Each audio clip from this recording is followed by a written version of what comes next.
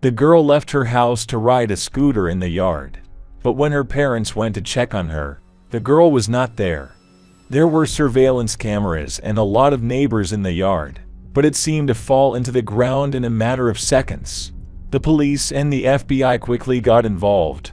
With each hour of searching, they became more and more convinced that something bad had happened to the girl, but none of them were even close to how shocking and outrageous the ending would be. Maddie Middleton was born on October 5, 2006 in Mountain View, California. Later, her family moved to a small town called Santa Cruz. The girl's parents were professionally engaged in creativity, so they were allocated an apartment in a special residential complex designed for people associated with art. This place combined art galleries, a dance studio, and many pieces of modern art. Given that all residents were connected by creativity, they got along well with each other, constantly participated in joint events, and were a very friendly community. Maddie has loved this place since she was a child. She inherited her parents' love of art. The girl was engaged in dancing, singing, and drawing. She also loved to paint animal figurines, after which she staged performances with them. On Sunday afternoon, July 26, 2015, when Maddie was 8, she was sitting at home with her mom. A friend who lived with his parents in the same complex came to visit her, and they played board games. After that, the girl decided to go for a walk. A few days earlier, she had been given a scooter, and the girl couldn't wait to ride it. At about 4 o'clock, her mother let her go outside on the condition that Maddie would only ride around the house. The girl took her brand new scooter and went outside. There, she drove around the complex, stopping to talk to other children, and generally had fun. About an hour later, her mother went outside to call her daughter home. However, the girl was not there. The woman walked around the house, calling her name, but Maddie was nowhere to be found. Her mother thought she might have gone to visit a friend. The girl knew all the children in the complex well, and they constantly visited each other. So the woman decided to go around the neighbors. At first, she went to the apartments where the other children lived, but Maddie was not with any of them. After that, the mother went around all the other villagers, and none of them saw the girl. With each passing minute, the woman became more and more anxious, and soon she decided to go to the police. It was already dark outside, and her daughter was nowhere to be found. Mom strongly doubted that Maddie could leave their complex. First of all, her parents forbade her to do so, and the girl had never left the yard before. Secondly, she was only 8, and she herself would not have dared to go far from home. The police immediately joined the search. First of all, they received recordings from surveillance cameras that covered part of the territory of the complex. In them, they saw Maddie riding her scooter, and the last time she was caught on camera was at about 5:07 p.m. She drove into a blind spot and has not been seen since. The police also interviewed all residents of the complex. They knocked on every door, asked questions, and inspected their apartments. Given that all the residents knew Maddie's family, none of them asked for court warrants and willingly let the officers inside. Several adults said they saw the girl in the yard as she rode there. The children also added that they had spoken to her on the street. But all this information did not help the police at all. They made leaflets with photos of the missing girl and began distributing them on the streets. The media also got involved in the case, so that information about Maddie's disappearance quickly reached the residents of the city. As a result, the police began to receive a large number of findings, but all of them led them to a dead end. After they thoroughly inspected the entire territory of the complex, the search was extended by several kilometers. They continued all night, but brought no results. The girl's parents asked reporters to share any information about their daughter's whereabouts. These recordings were shown on all local TV channels, which attracted even more attention to the case. The next morning, the police department requested help from the FBI, and 50 agents joined the search. They re-inspected the complex and interviewed all the residents. But the result was the same. By that time, the police had received more than 1,000 fines, as well as enlisted the help of several hundred volunteers who helped in the search and distributed leaflets. Based on all available information, detectives were inclined to believe that it was unlikely that Maddie could have left the compound. This was indicated by the recordings from the cameras, according to which she disappeared somewhere in the blind spot located at the other end of the exit from the territory of the house. In addition to this, it seemed that the girl had disappeared in a matter of moments, and in order to get out of the complex, she would have had to walk several hundred meters where the cells were. She could have been spotted by other tenants. For this reason, the investigators focused on the complex and once again began to comb it. They also asked residents to carefully inspect their garages, cars, and other places where a child could potentially be hidden. In total, there were 100 apartments in the building, and the police inspected each of them several times. However, these superficial examinations did not reveal any trace of the girl. They continued to search the compound until at about 2000 hours the police asked all residents to go outside. While they were there, the officers began to research the apartments and soon issued a disappointing statement. Maddie Middleton's body has been found, and they are now investigating the circumstances of her death. In a statement to reporters, police gave more details. The girl's body was found in one of the garbage containers located in front of the house.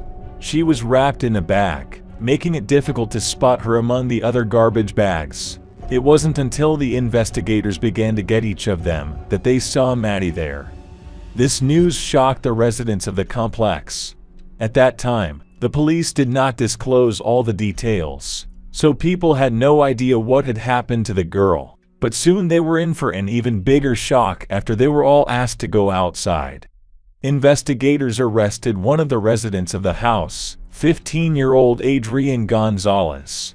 It was obvious to everyone that his arrest had something to do with the girl's death, but detectives kept the details secret. The residents of the complex, who had known the young man since childhood, refused to believe that he had killed her. A version began to spread among them that some accident could be to blame. However, the truth turned out to be much more tragic. In the morning, medical experts examined the girl's body and found that she had been hit multiple times with fists and a sharp object, and the cause of death was strangulation. In addition, she was subjected to violence. At the same time, the victim's mouth was sealed with tape. None of the residents of the complex could believe that Adrian would do such a thing to a child. The guy lived in their house with his mother for 6 years, and everyone knew him very well. He got along well with the younger children, teaching them tricks and playing the piano. Adults described him as a politely calm young man, and had never seen any aggressive behavior in him before. A little later, the police shared additional information and told how they found Adrian. It happened at the very moment they discovered the body. The teenager followed them at a distance and watched intently as the investigators examined the contents of the dumpsters. As they approached where Maddie's body bag was and began to retrieve it, the guy suddenly ran in the opposite direction, and the police rushed after him. His behavior was extremely strange. Adrian couldn't see that there was a body in the urn, as the investigators hadn't retrieved it yet. This escape attempt indicated that the guy was initially aware of the contents of this particular container. The police quickly caught up with him and detained him. The young man had attracted the attention of detectives before. From the very beginning of the search, he took an active part in it, showing more enthusiasm than all the other residents. Moreover, he constantly asked questions about the progress of the case, not only to the police, but also to his neighbors. The guy did it almost obsessively, which led to legitimate questions. After his arrest, investigators examined his apartment in more detail and reported that they had found indisputable evidence confirming his involvement. They did not disclose all the details, because in the case of juvenile offenders, many details of the case are kept secret. Nevertheless, Adrian himself confessed to what he had done during the first interrogation. At first, He denied that he had killed the girl, but after being told about the evidence, the boy began to speak. He said he saw Maddie in the yard that night and spoke to her. The girl was well acquainted with the young man, as were all the other children in the complex. Adrian offered to treat her to ice cream and invited her to his apartment. Maddie followed him without hesitation. When they were at the young man's house, Adrian told her to take ice cream from the refrigerator and then stabbed her. Immediately afterwards, he put the victim's mouth shut with duct tape, tied her up, and subjected her to violence. He then strangled her and put her in a garbage bag. Soon, the guy discovered that she was still alive. Then he took a knife and stabbed her once, tied up the bag, and took it to the garbage can. When the police asked him why he had committed this atrocity, Adrian astonished them with his answer. According to him, he wanted to see the reaction of people to such an act on his part. Digging deeper, the detectives began to realize that the guy only seemed positive and kind. In his social networks, many posts were found where the young man unequivocally hinted at a desire to take his own life. His high school girlfriend said that he repeatedly called her at night and told her that he wanted to jump off the roof. In addition, he once wrote to her that he was planning to do something big at his school. His girlfriend tried to persuade him to seek help, but Adrian wouldn't listen. As a result, she decided to end this friendship. It seemed that Adrian was in serious trouble. Nevertheless, almost immediately after his arrest, the prosecution said that the young man would be tried as an adult and seek a life sentence. For him, this was the maximum possible punishment, although for such a crime an adult could receive the death penalty.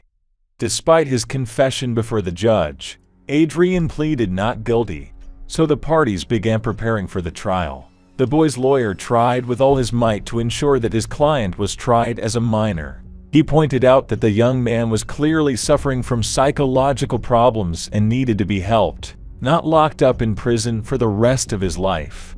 However, the lawyer was the only one who shared this point of view. The case was heavily covered in the news, and people demanded the maximum punishment for the killer. Even the judge expressed the opinion that it is very dangerous to release such a person back into society, since rehabilitation is unlikely to be able to correct him. He committed a planned and extremely brutal murder, for which he should be isolated. The lawyer also pointed out that the young man had a troubled childhood.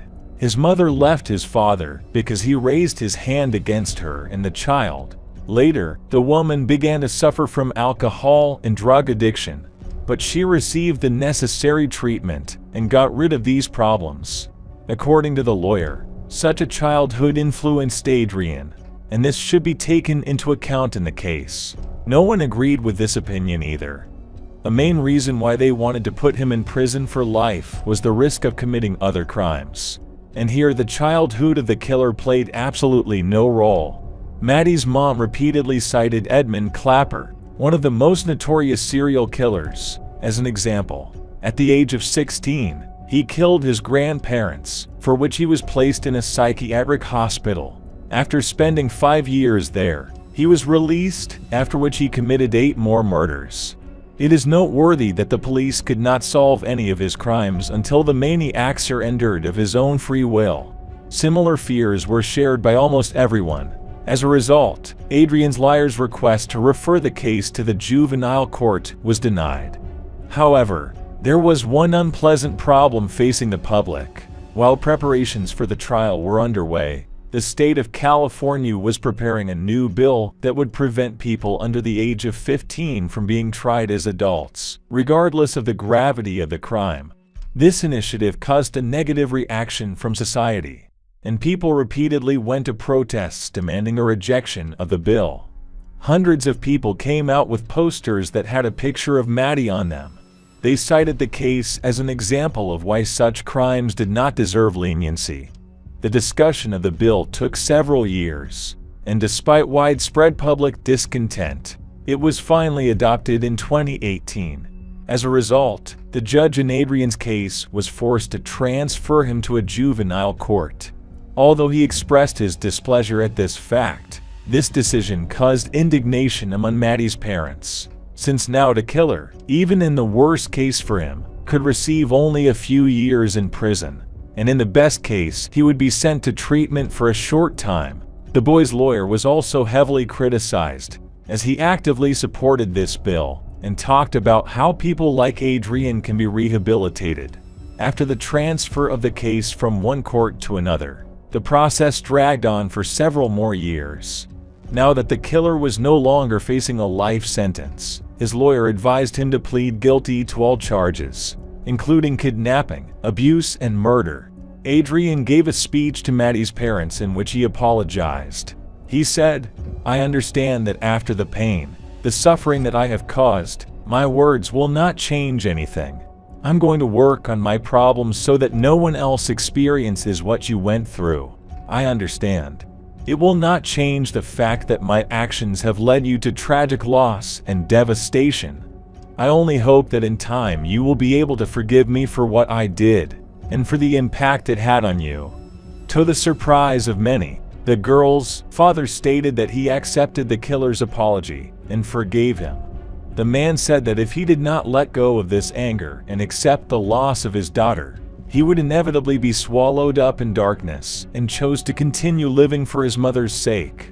Her mother, on the other hand, could not come to terms with the loss of her daughter. All these years, she suffered from depression, post-traumatic stress disorder, and was unable to work. The judge sentenced Adrian to the maximum sentence that was possible for a minor, since he committed murder at the age of 15.